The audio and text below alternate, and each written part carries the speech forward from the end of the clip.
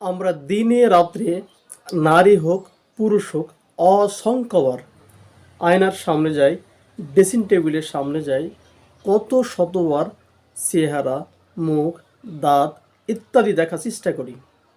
বারবার দেখার চেষ্টা করি কোনো জায়গায় ত্রুটি আছে কি না। কিন্তু দেখার পরেও আল্লাহ সুবহানাহু তাআলার প্রশংসা করি কি, দোয়া পাঠ করি কি? অথচ আমরা জানি যে আমাদেরকে সৃষ্টি করা হয়েছে তার ইবাদত করার জন্য।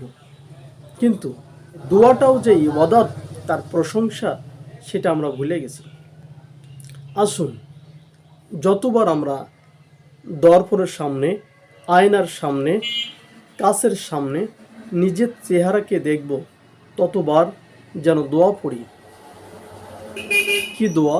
মুহাম্মদ সাল্লাল্লাহু আলাইহি সাল্লাম বলতেন, আয়েশা রাদিয়াল্লাহু তাআলা আনহা থেকে বর্ণিত, তিনি বলেন, মুহাম্মদ সাল্লাল্লাহু আলাইহি সাল্লাম যখন আয়নার সামনে নিজেকে দেখতেন, তখন তিনি বলতেন, আল্লাহুম্মা হাসসানতা খালকি ফা আহসিন খুলুকি, আল্লাহুম্মা হাসসানতা খালকি ফা আহসিন খুলুকি। হে আল্লাহ, আপনি আমাকে যেভাবে সুন্দর করে সৃষ্টি করেছেন, যেভাবে আমাকে সুন্দর করে সৃষ্টি করেছেন, ঠিক আমার চরিত্রকেও সেইভাবে সুন্দর করো।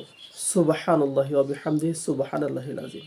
অতএব আপনি আমি যখন যেভাবে আয়নার সামনে দাঁড়াবো, তখন যেন এই ছোট্ট একটি দোয়া বলতে পারি। আল্লাহ সুবহানাহু ওয়া তাআলা সবাইকে বলার সুযোগ করে দিন। আল্লাহুম্মা আমিন।